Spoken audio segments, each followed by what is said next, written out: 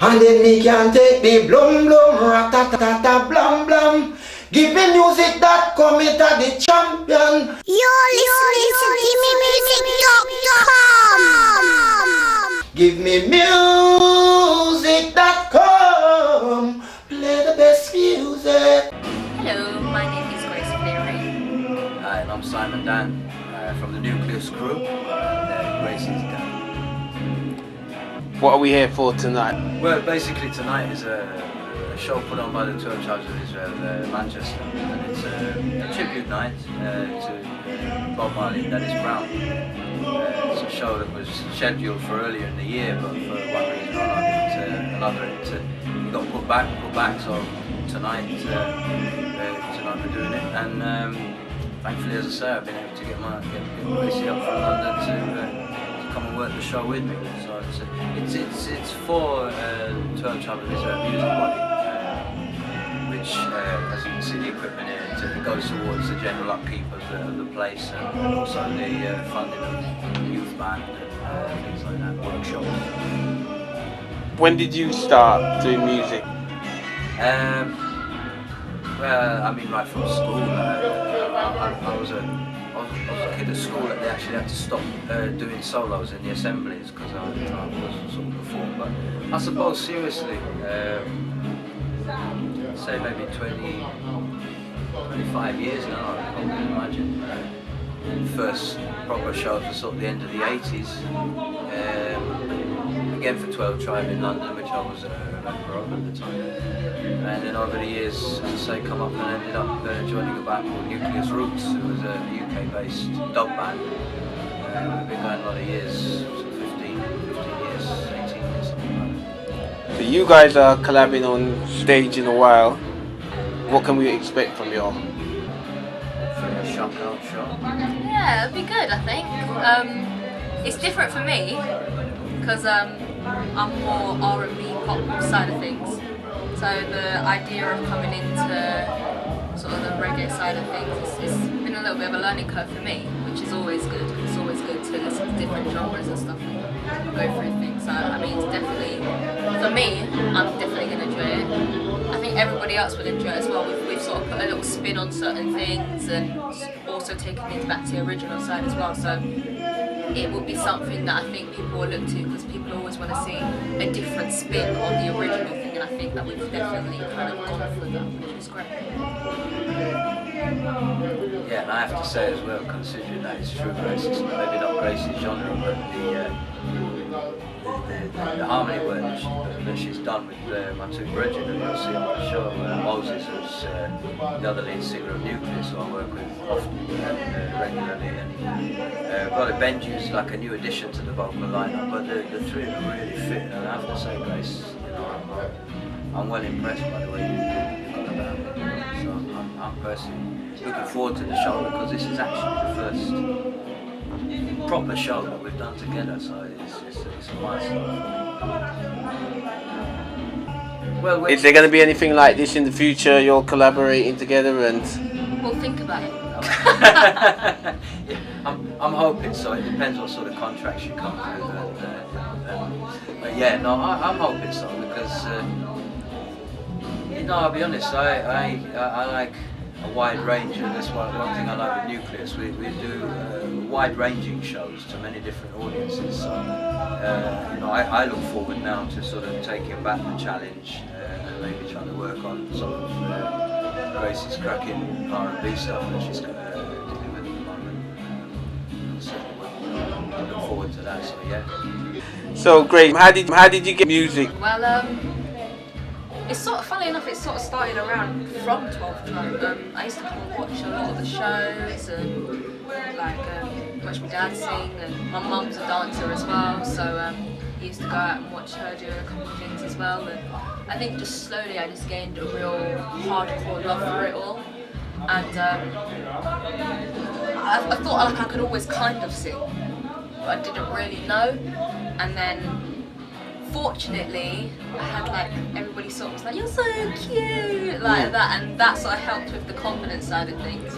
Yeah. So I did a 12 Tribe show on my 7th birthday, 7th or 8th birthday. That was it, wasn't it? No, it was in Brixton. Oh, right. It was in Brixton.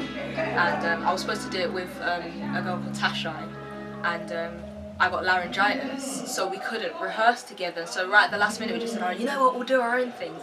And that was sort of the start for everything, really, for me. And so from then, like, the rest of the family sort of realised I started having a love for things, and my auntie Trish, like, she went and bought me like this little boom box, and I'd start writing all the lyrics and things out for it. And yeah, and so sort of from then I just sort of would do this one show, and then that same thing, oh, you're so cute, we'll put you for like 4 and 5 shows, and sort of from then, and it's really from then I sort of got to go, oh, I like this. And then Fingers sort of took me into the studio, and then we did a song.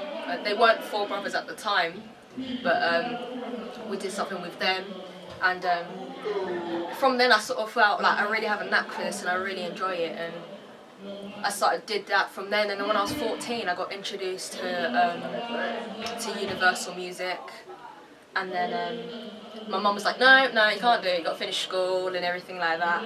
And then after that I got introduced to 3 more labels and so forth, and it's just been a journey, and it's still going, and it's still going strong. So Just start. yeah. How far do you want to take this? As far as I can go. No, it's I don't know, I want to be able to 20, 30 years time sit down and say, you know what, I'm happy with what I did. You know, like, there's so many people that I meet, that I have met over the years, and they've all had their children, or they've done this, and they always go to me, oh, you know what, I wish I could have done this, and I wish I could have done that, and I don't want to do that. I want to be able to look back and say, you know what, I did this, and there are things I've already done, like singing for the Queen, and singing for Michelle Obama, and things like that, and I can sit down and say, you know what, I'm proud because I did that, and I'm still taking it further and further, so as far as I can go. What next is happening with your band? Well, we're at the Beaturger on the 20th of July. Then we're possibly down in London on August 10th in Camden. Then we've got 1 or 2 sound system gigs, because we not only do we work as a full 9-piece band, we also go out as a sound system. We've got a number of European stuff. We're in Outlook Festival in Croatia in September, and then Bristol, I think, is another full band show in beginning of October, end of September. We've got 1 or 2 things coming up. It's been a quieter year live for the band. We've been trying to put some tracks together, getting some fresh material. But we've done some fairly prestigious gigs this year within the United Nations at Dub in North Wales. 1 or 2 others, say Beta is a big festival coming up. So yeah, that's pretty much where I'm at. And as I say, I'm hoping maybe to try and get down to London a bit more and try and get some stuff. I'd love to get some stuff recorded in a place. You can check out nucleusroots.com. I know the music's downloadable. I'm a bit of a caveman really when it comes to all that technological side of things. I'm a singer and I deal with the music side, so quite the exact address, but I know we're all over. If you type in Nucleus Roots or Simon Dan, you'll certainly get links and connections to the stuff we're bringing out that's gone, and currently as well. There's some good fresh stuff coming out of Nucleus. Because they've also started working as a backing band, so they were out with Half Pint earlier this year, and so there's 1 or 2 projects going on. Watch this space. And Grace, if anybody wants to hear any of your music, got any links or sites they can go to? I've got it all. So you go on my YouTube, you go on my SoundCloud, my Instagram, any social network you can think of, and you just type in Grace Fleary. Okay. And then you just get it all there as well. And I'm performing as well, so like keep an eye on everything that I'm doing, because I'm gigging all over the place at the moment.